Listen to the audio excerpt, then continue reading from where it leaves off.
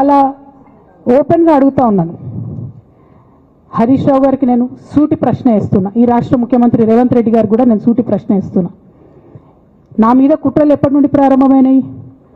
ఎప్పుడైతే హరీష్ రావు గారు రేవంత్ రెడ్డి గారు ఒకే ఫ్లైట్లో హైదరాబాద్ నుండి ఢిల్లీకో, ఢిల్లీ నుండి హైదరాబాద్లో ఒకే ఫ్లైట్లో వాళ్ళిద్దరు ప్రయాణం చేసి వచ్చినప్పుడు హరీష్ రావు గారు రేవంత్ రెడ్డి గారు కాలు పట్టుకొని సరెండర్ అయినాక ఈ కుట్రలు స్టార్ట్ అయినాయి. నా మీద ఈ స్టోరీలు స్టార్ట్ అయినాయి.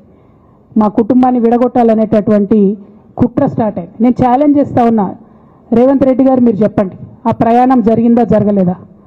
హరీష్ రావు గారు మీరు చెప్పండి, ఒకే ఫ్లైట్లో మీరు రేవంత్ రెడ్డి గారితో కలిసి వచ్చిండ్రా రాలేదా? ఆ తర్వాత నుండే నా మీద ఈ కుట్రలు జరుగుతున్నాయా లేదా?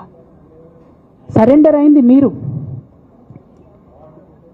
ప్రతి ఒక్క విషయంలో దాదాపు ఒక 7-8 ఇష్యూస్ ఉన్నాయి, ఇన్సిడెంట్స్ ఉన్నాయండి. అఫీషియల్ పిఆర్ఓ ట్వీట్ చేస్తాడు, Congress party official PRO tweet చేస్తాడు, ముఖ్యమంత్రి గారు పిఆర్ఓ, ఈ పాల వ్యాపారంలో అవినీతి జరిగిందని.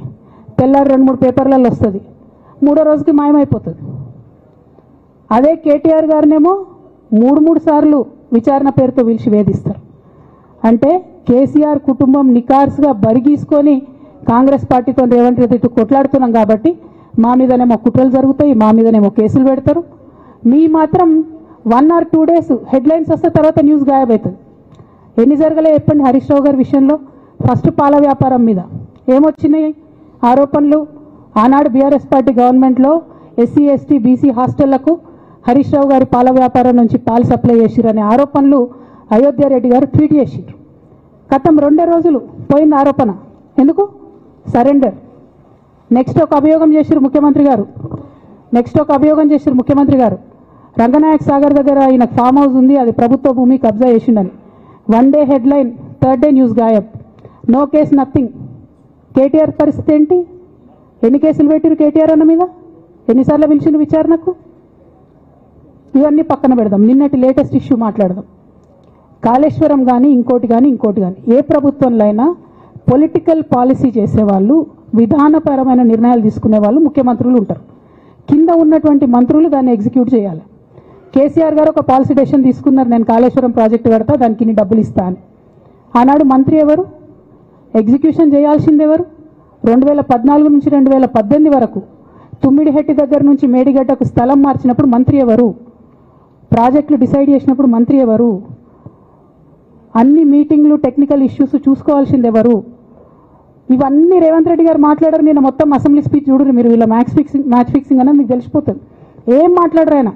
ఎంతసేపు కేసీఆర్ కాళేశ్వరం కట్టిండు, కేసీఆర్ కుటుంబం 1,00,000 కోట్లు తిన్నది.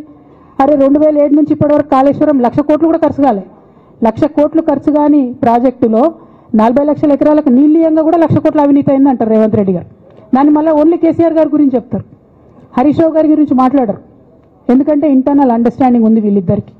నేను రామన్నను ఒకటే రిక్వెస్ట్ చేస్తున్నా, అన్న ఇవాళ మీతో బాగున్నట్టు వాళ్ళు నటించవచ్చు, హరీష్ అన్న కావచ్చు, సంతన్న కావచ్చు, కానీ వాళ్ళు మన మంచి కోరుకునే వాళ్ళు కాదు, వాళ్ళు తెలంగాణ ప్రజల మంచి కోరుకునే వాళ్ళు కాదు, వాళ్ళు కేసీఆర్ గారి మంచి కోరుకునే వాళ్ళు కాదు. వాళ్ళను మీరు దూరం పెట్టి రాజకీయంగా తెలంగాణ రాష్ట్ర సమితిలో ఇప్పుడు బీఆర్ఎస్లో పనిచేస్తున్నటువంటి హార్డ్ కోర్ కార్యకర్తలను దగ్గరికి తీసుకొని, ప్రజా ఉద్యమాలు తీసుకొని ప్రజల దగ్గరికి పోతేనే మన పార్టీ బతుకుంటుంది, నాన్న పేరు బాగుంటుంది. ఇవాళ నాన్నకు సిబిఐ అనేటటువంటిది వచ్చిందంటే అది కేవలం హరీష్ రావు గారు, సంతోష్ రావు గారి అవినీతి వల్లనే వచ్చిందని మళ్ళొకసారి నేను గంటాపదంగా చెప్తున్నాను. ఇంకా గమ్మత్ ఏంటంటే ఇదే హరీష్ రావు గారు వాళ్ళ ఫాలోవర్స్ అంతా నిన్నటి నుంచి చెప్తున్నారు, హరీష్ అన్న చాలా కష్టపడ్డాడు, డే 1 నుంచి ఉన్నాడు అని. డే 1 నుంచి లేడండి. చాలామంది రిపోర్టర్లకు తెలుసు, సీనియర్ రిపోర్టర్లకు డే 1 నుంచి లేదు. పెద్దసారు టీడీపీ నుంచి బయటకు వస్తుంటే, మామయ్య మనకెందుకు, డిప్యూటీ సీఎం మనం ఎందుకు రాజీనామా చేయాలి, ఈ ఉద్యమం ఏమవుతుందో, ఈ పార్టీ ఏమవుతుందో మనకు రిస్క్ ఎందుకని ఆనాడు ఈనాడు పేపర్లో వచ్చింది. 1,50,00,000 రూపాయలు తీసుకొని వ్యాపారం చేసుకుందామని హరీష్ రావు గారు ఎక్కడికో పోయిందని కూడా వచ్చింది. కటింగ్ కోసం దొరికినప్పుడు ఎప్పుడో ట్వీట్ చేస్తుందని. నేను బీఆర్ఎస్ పార్టీ ఆనాడు టీఆర్ఎస్ పార్టీ పెట్టినాక 9-10 నెలల తర్వాత వచ్చింది హరీష్ రావు గారు. డే 1 నుంచి లేరు. నమ్మకం లేకుండా ఆయన పార్టీ నిలబడుతుందో ఉంటుందో పోతుందో అని. ఓకే అయిపోయింది. రాగానే సారు పెద్ద హృదయం కాబట్టి క్షమించిరు, దగ్గర తీసుకున్నారు, ఎమ్మెల్యే కాకముందే మంత్రి ఇచ్చిర్రు, అన్ని రకాలుగా ఆదరించిరు, అన్నీ చేసిండ్రు. ఎప్పుడైతే పార్టీకి ఒక్క క్షణం చెడ్డ పేరు వచ్చిందో ఎక్కడ పోయిండండి ఈయన? చక్కగా పోయి వైఎస్ రాజశేఖర రెడ్డిని కలవలే? మీ అందరికి గుర్తులేదు ఆ ఫోటో? సీనియర్ నాయకులందరికీ బాగా మాట్లాడతారు, అన్ని దగ్గర ఉన్నా, నేనే ఉన్నా, నేను ఎక్కడ లేను. నిన్న పాపం చాలా మంది ఈ కొత్త కొత్త సోషల్ మీడియా పిల్లలు ఉన్నట్టు వాళ్ళకి హిస్టరీ తెలియదు అనుకుంటా, అందుకే చెప్తున్నా ఇవాళ. అదేవిధంగా నేను పెద్ద ట్రబుల్ షూటర్ అంటాడు. ట్రబుల్ షూటర్ కాదు, ఈజ్ ఎ బబుల్ షూటర్. ఆయన ఏంటంటే ట్రబుల్ ఆయన్నే క్రియేట్ చేస్తాడు, చేసి నేనే సాల్వ్ చేసినట్టు నటిస్తాడు. నేను లేటెస్ట్ ఎగ్జాంపుల్ చెప్తా పట్టురు. నేను మొన్న దాసోజు శ్రవణ్ అన్న ఎలక్షన్ ఎమ్మెల్సీ ఎన్నికలలో బీఆర్ఎస్ పార్టీ డిసైడెడ్ ఒకటే క్యాండిడేట్ని పెడదామని. కానీ హరీష్ రావు గారు ఇంటర్నల్గా బీజేపీ వాళ్ళతో మాట్లాడుకొని ఏం చెప్తారంటే, మీ దగ్గర నుంచి ఒక క్యాండిడేట్ని ఇవ్వండి, నేను మామయ్యని కన్విన్స్ చేసి రెండో క్యాండిడేట్కి పెట్టిస్తా అంటే he wants to create a trouble. ఈ క్రైసిస్లో ఆల్రెడీ మన పార్టీలోకి వెళ్ళి 10 మంది ఎమ్మెల్యేలు వెళ్ళిపోయినాక, 38 మందిలో 10 మంది పోయినాక నువ్వు ఇంకో సెకండ్ క్యాండిడేట్ని పెడితే ఎంత కన్ఫ్యూజన్ అవుతుంది? ఎవరెవరు ఎట్టేట ఓట్లు వేస్తారు? అంటే హార్స్ ట్రేడింగ్కి ఈయన ట్రబుల్ షూటర్ గారు ట్రబుల్ని ఓపెన్ చేస్తారు అన్నట్టు. నాకెందుకో లక్కీగా ఒక బీజేపీ ఎమ్మెల్యే గారు ఫోన్ చేసి, అక్క మరి పెద్దసారి పర్మిషన్ ఉందా హరీష్ అని ఇట్లా అంటున్నారంటే, నేను డైరెక్ట్గా పెద్దసారికే ఫోన్ చేసి నాన్న మరి ఇట్లా అంటున్నారు, మనం సెకండ్ క్యాండిడేట్కి పర్మిషన్ ఇస్తారంటే, nothing doing, only Shravan will get elected, ఎవరు చెప్పారు మీకు అన్నారు. అంటే నేను ఆ విషయం వెంటనే అటువైపు కన్వే చేసిన, లేదండి మాకు అట్లాంటి ఆలోచన లేదు. ఎందుకు ఈ రీసెంట్ ఎగ్జాంపుల్ చెప్తున్నా ఇవాళ అంటే, హరీష్ రావు గారు ట్రబుల్ క్రియేట్ చేసి ట్రబుల్ని మాఫీ చేసినట్టుగా ప్రయత్నం చేస్తారు. బీఆర్ఎస్ కార్యకర్తలందరికీ నేను నా తమ్ముళ్ళకి రిక్వెస్ట్ చేసి చెప్తున్నా, మా చెల్లెలకు రిక్వెస్ట్ చేసి చెప్తున్నా, మీకు పెద్ద స్థాయిలో జరిగే అన్ని విషయాలు తెలియకుండా అందరూ మన వెల్ విషయర్స్ అనుకుంటారు. మీ తప్పు కాదు, ఎందుకంటే కేసీఆర్ సార్ అంత ఓపెన్ మైండ్తో ఓపెన్ హార్ట్తో ఉంటారు కాబట్టి బీఆర్ఎస్లో ఉన్న అందరూ అట్లే ఉంటారు అనుకుంటారు. కానీ చాలా మందికి చాలా హిడెన్ ఎజెండాస్ ఉన్నాయి.